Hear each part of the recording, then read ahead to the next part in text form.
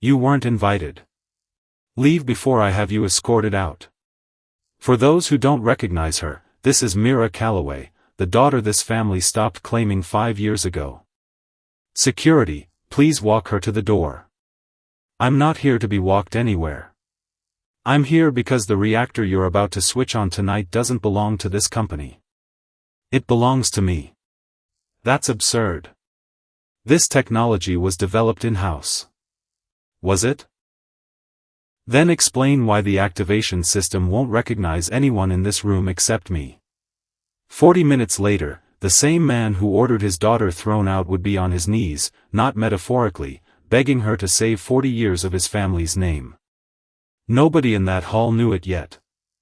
All they saw was a woman in a gray coat who wasn't on the guest list. 5 years earlier, Mira Calloway was the second daughter of Calloway Energy, a company that quietly powered half the eastern grid. Her father, Desmond Calloway, built it from a single substation into an empire.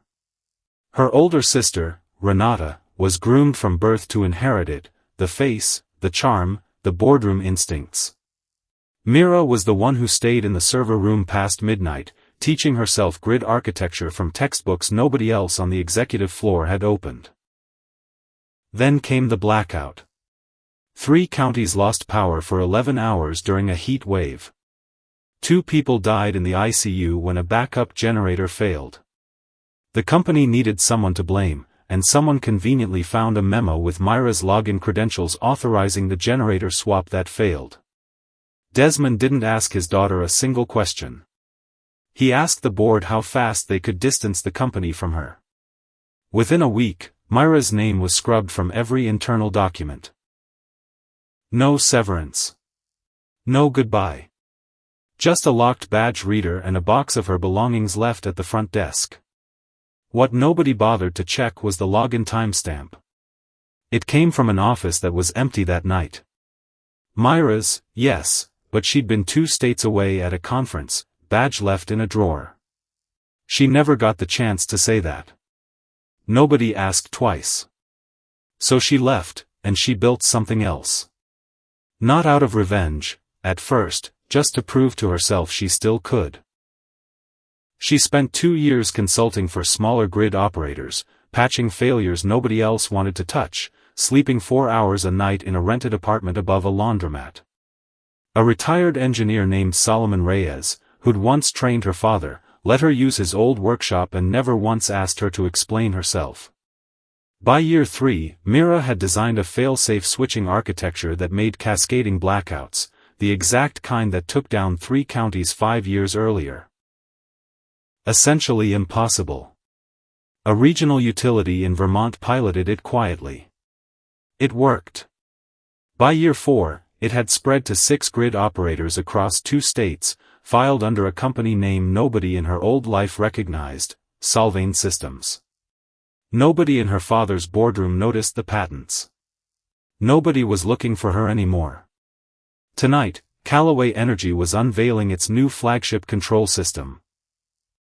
The one meant to modernize the entire regional grid and, not coincidentally, save the company from a stock price that had been sliding for 2 years. Investors had flown in from 3 continents to watch it switch on. Desmond Calloway stood at the podium, rehearsing a speech about legacy and resilience. Nobody in that room knew the system running behind the curtain was built on Mira's architecture, licensed to Calloway Energy 18 months earlier through 3 layers of shell agreements that hid her name from everyone but the lawyers. And somehow, impossibly, she'd walked through the front doors of the one building that had erased her. She hadn't come in a company car. She'd taken a train, then a cab, and arrived in a plain gray coat with a worn canvas folder under her arm. The same folder she'd once tried to hand her father across his desk, before he told her to make an appointment like everyone else. A guard stepped in front of her at the entrance. "This is a private event, ma'am." She held up an ID badge. Not a guest pass, an access credential, freshly issued, with her name and a title nobody in the room would recognize. Chief Systems Architect, Solvane Systems. The guard frowned at it, radioed someone, got no answer, and reluctantly waved her through. Near the coat check, two board members were murmuring. Isn't that Desmond's other daughter? The one from the blackout thing? I heard she disappeared. Guess she didn't stay disappeared.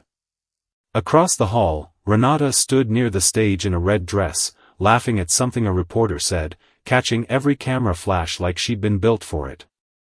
Mira moved along the back wall, unnoticed. For now. Desmond was mid-speech. 40 years, 3 generations, and tonight, the future of this company. Someone near the front leaned toward their neighbor. Is that Mira? The whisper spread the way whispers do in rooms full of people pretending not to gossip. Desmond's eyes found her at the back of the hall and his voice caught for exactly one syllable before he recovered. What are you doing here? I was invited, she said. Just not by you. Renata crossed the stage quickly, all warmth and camera-ready concern. Mira, whatever this is, now really isn't the time. She reached toward a stack of blank visitor badges on a side table, wrote Myra's name on one in marker, and held it out like a gift. Since you're here, maybe you can help backstage. It'd be good for you. A fresh start. A ripple of soft laughter moved through the nearby crowd. Mira looked at the badge but didn't take it. You still think this is about getting let back in, she said. Isn't it? No. I'm not asking for anything from you tonight. In about 15 minutes, none of you are going to have a choice about that. She set the badge down, gently, the way you'd return something that was never really an offer, and walked toward the stage. The host hurried the ceremony forward to cover the awkward silence. Under bright stage lights, a wall-sized console lit up. Callaway Energy's new grid control center, the system meant to prove the company could still lead the industry it had once defined. An engineer pressed the activation sequence. Nothing happened. He tried again. A message bloomed red across the main display. Architect authorization required. Murmurs rolled through the crowd. Desmond's smile cracked at the edges. What's the delay? The engineer leaned toward him, voice dropping. Sir. It's asking for a credential we don't have on file. Some kind of architect-level lock built into the core. That's not possible, Desmond said. We own this system outright. We licensed it, sir. Through Solvane Systems. I didn't know there was a live authorization requirement until just now. Mira spoke from the edge of the stage. You didn't know because you never read past the cover page of the license agreement. Every head turned. Renata's laugh came out sharp and thin. You expect us to believe you built this? Mira didn't answer her sister. She walked to the console, pressed her palm against a small sensor panel beside the screen. A soft chime. Architect verified, the wall of displays surged to life, grid maps blooming across the screen in real time, clean and humming. The room went silent in the particular way rooms go silent when they've just understood they misjudged someone badly. That proves nothing, Renata said, stepping forward, voice climbing. She could have hacked it. Someone could have fed her our access codes. Desmond didn't defend his daughter. Instead he asked the only question he'd apparently ever wanted to ask her. How did you get access to this? Mira looked at him for a long moment. That's always the question you lead with, she said quietly. Never how I survived after you threw me out with no severance and no explanation. Something flickered across his face, not quite shame, gone before it could fully arrive. Get her off this stage, he said to the nearest guard. Before anyone moved, the doors at the back of the hall opened. A tall woman in a charcoal suit walked in like she already owned the building, because in every way that mattered tonight, she did. Half the investors in the room straightened at the sight of her. Priya Ashworth, the fund manager who's backing every struggling energy company in the state, was quietly courting. Touch her, Ashworth said to the guard, and my fund walks out of this deal tonight. The guard stopped mid-step. Ashworth crossed to the stage, stood beside Mira, and took the microphone. "There's something this room needs to understand," she said. "The system you're all here to see was not built by Callaway Energy.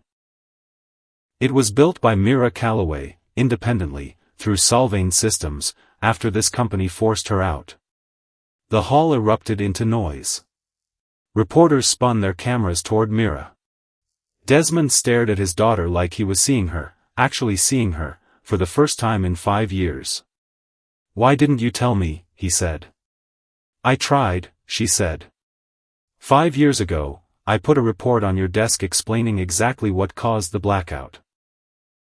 You told your assistant to shred anything with my name on it before you'd even read the cover page." For one long second the noise of the hall seemed to disappear entirely. Mira opened the worn canvas folder she'd carried in and set it beside the console, the original report, its edges soft from handling, timestamps and login logs highlighted in yellow marker that had faded over the years. Desmond looked down at it. His face changed slowly, the way faces do when memory finally catches up to guilt. Renata's voice cracked. "Are we forgetting what she actually did? People almost died because of her mistake." "It wasn't my login," Mira said, calm now in a way that unsettled the room more than shouting would have. "It was routed through my credentials from an office I wasn't in. I was in Ohio that night. There's a conference badge with a timestamp that proves it, filed with HR, ignored for 5 years because nobody wanted to reopen a story they'd already decided was finished." She turned to the console, pulled up an old access log nobody in the building had thought to check in half a decade. The screen displayed a login trail, not from her office, but from Renata's. The room's attention swung, slow and heavy, toward Renata. "That's fabricated," Renata said, but her voice had lost its certainty. "She's doing this because she's always been jealous of what I have." On the main display, the console flagged something new, an anomaly in tonight's activation sequence itself, a corrupted subroutine buried under the surface code, deliberately placed. Myra's stomach went cold as she recognized the signature pattern. She'd seen it before. In a funding round that mysteriously fell through 2 years ago, in a partnership that dissolved overnight with no explanation given. It hadn't been bad luck. It had been sabotage, and it had been going on far longer than tonight. An investor near the front rose halfway out of his seat. "If this system fails in front of us, my firm walks before I reach the parking lot." "It won't fail," Mira said, already working the console, stripping the corrupted code line by line while 300 people watched her hands move. The warning lights steadied. The grid map on screen resolved into clean, functioning lines. Applause started, uncertain at first, then real. Mira didn't smile. She traced the sabotage back through the system logs to a private account that funneled through Renata. But the authorization above it, the signature that had greenlit years of buried irregularities, belonged to someone else. Desmond's longtime finance chief, a man who'd sat 2 seats from him at every board meeting for a decade, quietly protecting a set of contracts that never should have existed. Desmond turned to him slowly, like his own body didn't want to make the movement. "You did this. All of it. The blackout cover-up. The credential switch. I protected this company," the man said. "Somebody had to make the hard calls you wouldn't. By blaming my daughter for something she never did," Desmond said, voice breaking on the word daughter in a way it hadn't in 5 years. Ashworth took the microphone one last time. "Solvane Systems will continue this partnership on one condition: Mira Callaway takes over as Chief Technology Officer of this company, effective tonight, full authority over every system she's already quietly holding together." Nobody on the board argued. Nobody was in a position to. Desmond crossed the stage toward his daughter, the pride gone out of his shoulders entirely. "I was wrong," he said.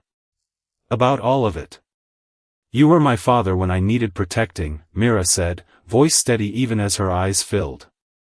"Now you're just a man asking to be forgiven. That's not nothing." But it isn't the same thing. He had no answer ready. For the first time in his life, he didn't try to manufacture one.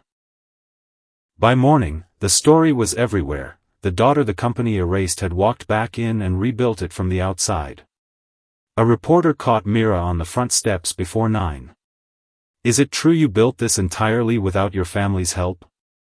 Mira paused, canvas folder still under her arm, a new scuff on its cover from the night before. I had help, she said. Just not from the people you'd expect. She glanced back toward the entrance, where an older man in a worn work jacket was waiting by the door, Solomon Reyes, the retired engineer who'd handed a stranded 26-year-old the keys to his workshop and never once asked her to explain herself. One person, she said. The rest I built myself. She didn't wait for the follow-up question. She walked through the doors of the company that had once locked her out, into a building that, for the first time in 5 years, was actually hers to walk into. END